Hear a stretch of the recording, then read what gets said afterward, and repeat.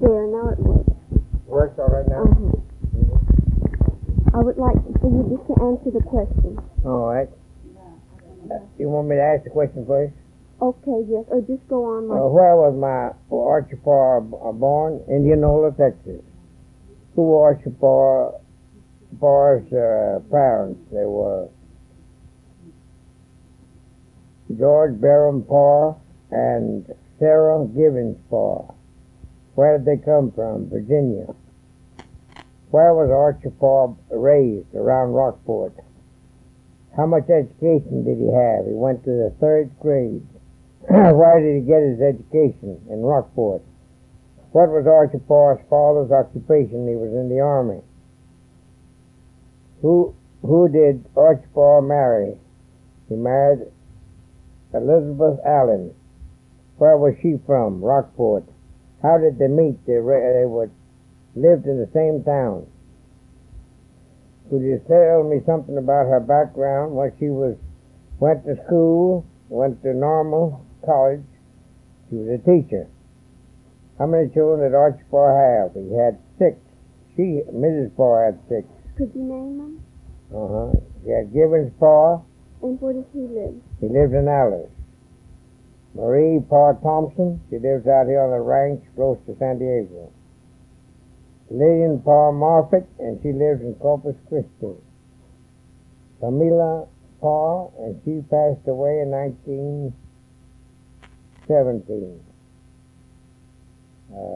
George Parr, George Barron Parr, myself, and Atla Parr. Atla Parr is now deceased. What kind of work did he do when he first came? He was a ranch foreman. Where did he work? You know, he worked around, he moved here in 1884, and he was around Sweden. Could you tell me anything about Sweden or? Sweden, there was nothing. There was was on the railroad, on Tex-Mex Railroad, and had a little. I think all they had there was a stop there, but that's about all. They left off whatever freight or things they had, passengers. And he worked there. Was it Lott and Nelson? He worked with Lott and Nelson. That's who the people that he worked with, and they were the owners of the cattle. Who was close associates when he came to Duval County? Well, when he came here, I don't think he knew anybody. When and why did he first become involved in Duval County politics? Well, I imagine he got involved in politics as soon as he started around Lord, I don't know when that was. It was quite a number of years ago. Who were his political allies? The political allies in Duval County was Francisco Salinas,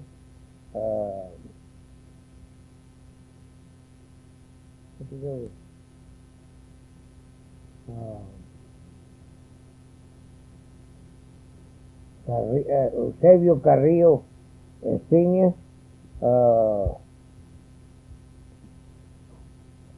Don Crescencio Oliveira,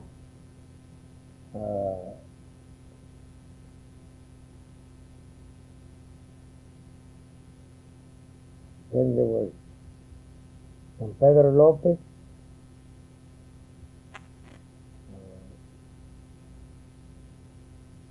Pedro Esnal in San Diego, Antonio Tobin,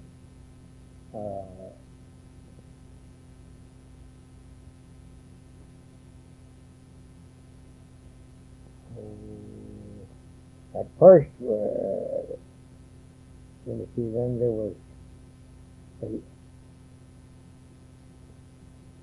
Cristóbal Horser Conception, and there were a lot of others, but Pedro Gonzalez. Well, there were a lot. I can't tell you the rest of them. What do you consider? Who were his opponents? They were the Republicans. What do you consider your father's contribution to Duval County? Contribution was the organization of the Democratic Party, the Latin American people in Duval County. What type of personality did your father have? He had a good personality, ability to make friends. Did he have a philosophy of life that he really believed in? Yes, he believed in not smoking, swearing, or chewing tobacco. Those things he didn't believe in. Did he belong to any religion? He was an Episcopalian. Some of the interesting people he knew. Well, now, if you come around, people as friends down there were persons like old man Jim Wells in Brownsville, Mr. Pat Dunn in Corpus Christi, A.Y. Baker at Edinburgh, Manuel Guerra at Roma, Antonio Bruni and Laredo, and Mr. Sherb Poole at Cotula. That was most of his friends around him, that is, in his district. Then he had, of course, his friends were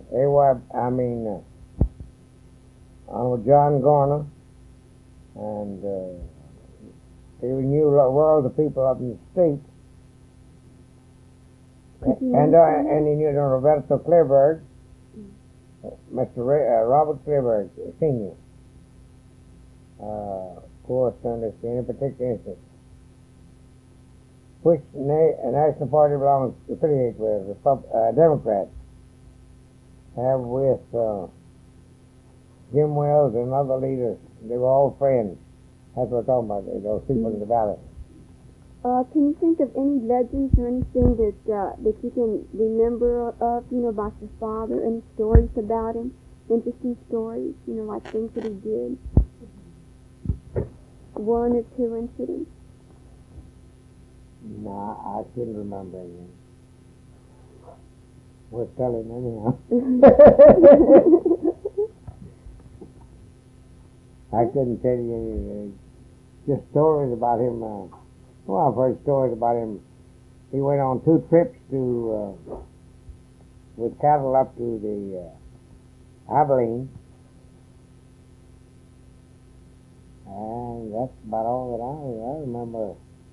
Of course, old man Bill Jones was his very close friend. Mr. Bill Jones. I don't know. Wasn't he one of the first ones that went through the Chisholm Trail? The what? Chisholm Trail? Chisholm Trail? Uh-huh. Chisholm Trail? No, he was one of the latter ones that went on Chisholm Trail. He went up that on 2 drives. But I don't know. He never did talk too much about it. That's not the version now. Okay, that's fine. Okay. Thank you very much. You're welcome.